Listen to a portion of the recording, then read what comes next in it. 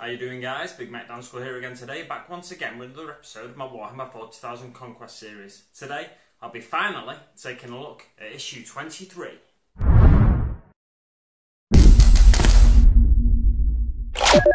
So, issue 23. I'm going to try and do this in one hit so I don't have to do any editing afterwards. First off, let's, as always, start with the value of the magazine. It's $7.99, as is always the case now. And you get these, you get this Battlefield accessories set, which is no longer available from Games Workshop. When it was available, when it was last available, I think it was around £12. So it's a saving of £4, which is pretty good. However, you could say because it's no longer available from Games Workshop, it's out of print, that increases the value somewhat. But if we are to compare it to something that is available currently from Games Workshop, you might say this is worth less than these Munitorum armoured container sets. The Munitorum armoured container sets are valued at £10 per sprue because you can get 3 for £30 of these, and you're getting 3 barrels there, and there's the other side of them, 4 ammo crates, 2 there and 2 there. And then you're getting these big armoured containers which are really good for line of sight blocking terrain. These are probably, in my opinion, better for gaming than these are. However, these do add a nice narrative touch to your battlefield. So you get the barrels, like I said, the 3 barrels. You get this spike sort of ram barricade thing there. And then you get the tank traps, you get a little jerry can. You get these slightly different ammo crates in that they've got lids on, a separate lid, and then they've got a bit of ammunition inside that you can paint up. And the same for this one. And then you get this little pallet as well, and this little tubular container, which is, you know, nice little touches there. These sorts of things are great if you want to do little conversions or thematic barricades, if you wanted to expand on it with a bit of plasticard or something yourself. So I really do like this set, and I think it's a shame they don't make it anymore. But a value of £12, maybe it was a bit steep at the time for what it was, and you're getting better value for money in something like this. However, I still think it's a good issue, good value issue, and let's move on to what's inside the magazine, shall we? So it says on the front cover, we're getting the Battlefield accessories, which is what we've just discussed. Learn about Chaos Demons and add new models to your missions. Flicking to the first page, chapter organisation is the first page we see there. It briefs us on the chapter organisation of the Space Marines and the Codex Astartes and the way that's set out for Space Marine chapters to be organised. And then on the following page, it talks us through some of the chapter organisation.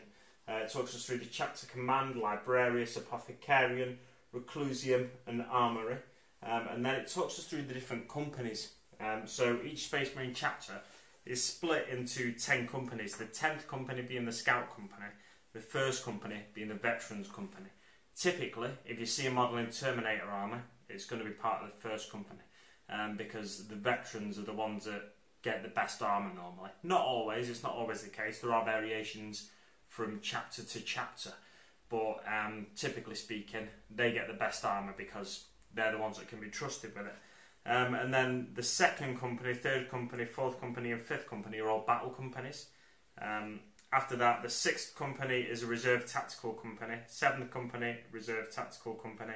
Eighth company is reserve assault company. And the ninth company is a reserve devastator company. Devastators are the ones that carry your heavy weapons.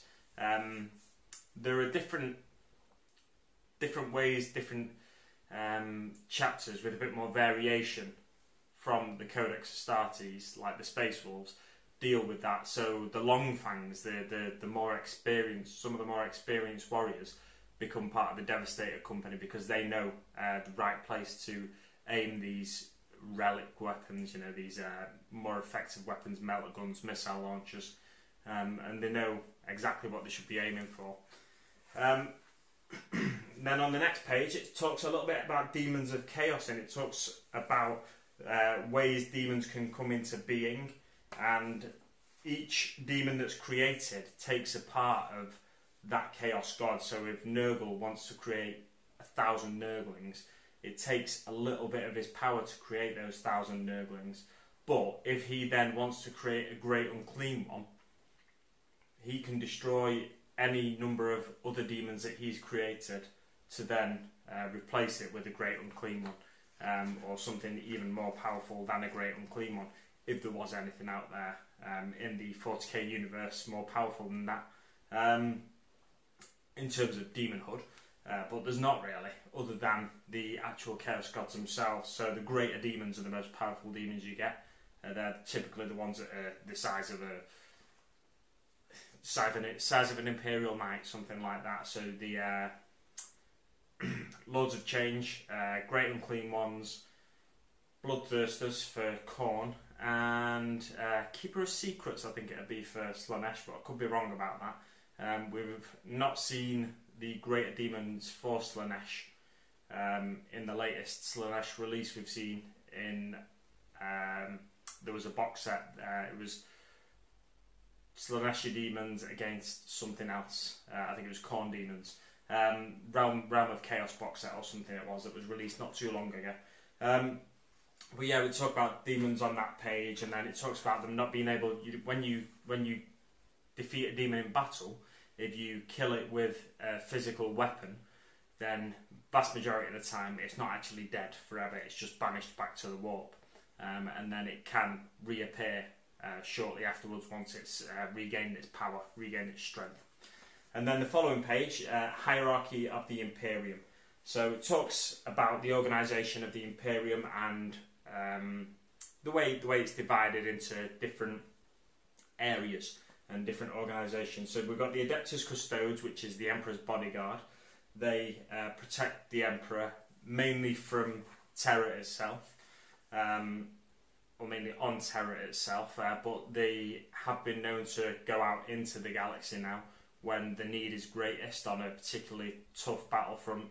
Rabute Gilliman, who is now the Lord, I don't know, can't think of his role, I think it's something like Lord Commander of the Imperium, something like that. He basically can choose for the Custodes to support on any front that he chooses. So the Adeptus Custodes are basically the greatest warriors ever made by the Emperor, other than the Primarchs, of course. And then the Inquisition, which are basically, they seek to defeat anything that is not seen as right for the Imperium. So they seek to defeat Chaos, they seek to defeat Xenos, and they seek to defeat Mutation. So they seek it out, find where it is, and try and get rid of it, basically. And the Adeptus Administratum, I'll tie them in with the Adeptus Terra. The Adeptus Administratum and Terra are kind of like, it's a bit like a clerical side of the Imperium. They organise for tithes to be paid from all the various worlds of the Imperium, and that sort of thing. They are the administrators and facilitators. They're the office jockeys, really.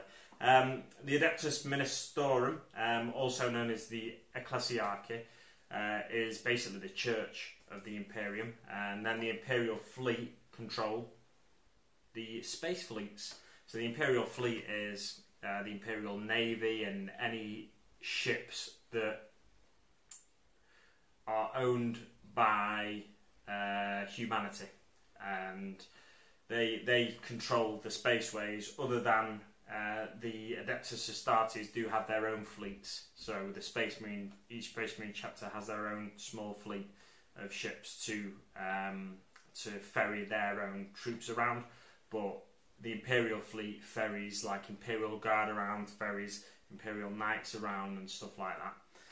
And then there's the Quaestorus Imperialis, which is the Imperial Knights, and Imperial Knights typically are lords of particular worlds, and they've had access to these machines of... I can't think of the right way of saying it. They have access to these massive war machines that they can drive into battle, basically, for want of a better word, these massive bipedal war machines. that they can ride into battle and then defeat a foe that they couldn't have previously defeated if they were outside of the suit. And then it's onto a specific Nurgle demon here, which is a Nurglings. Nurglings are little joyful fellas, little representations of Nurgle himself. So the little fat, grinning, they might have horns sprouting out of them, and they might attach themselves to a particular servant of Nurgle. So in many cases, we've got Plague Marines so far here, and I do have a Nurgling somewhere, but I've not attached him to a base. I can't find him, it doesn't matter. But yeah, you'll see them pop up on Plague Marines bases and stuff like that, trying to steal a grenade to throw in aid of the Death Guard master that they sort of serve or want to try and help. And then, yeah, they're very small Nurglings. So they're, probably in real life they'd be about that big. Let's say about 18 inches tall, something like that. But there's very much a case of strength in numbers. They're small, but if there's a lot of them and they swarm you, you're going to be in trouble. So that's one way for Nurgle to spread disease. Each bite inflicts infection upon the victim of the bite, and so on and so forth. It's a really simple way to spread disease. And then we get a little narrative tale of Acheron in Flames. So Hive Acheron is a hive. It's a hive city on the world of Armageddon, and it's a little narrative tale about these Blood Angel scouts taking on these orcs. There's a few pictures there to show you these Blood Angel scouts here and the orcs surrounding them, and they're trying to outdo each other and get rid of each other, basically. And then on to the next page, how to build. We get 2 pages of how to build, and that's it, because that's all we need. It's nice and simple. So yeah, the 2 pages of how to build, and it even gives you the clipper.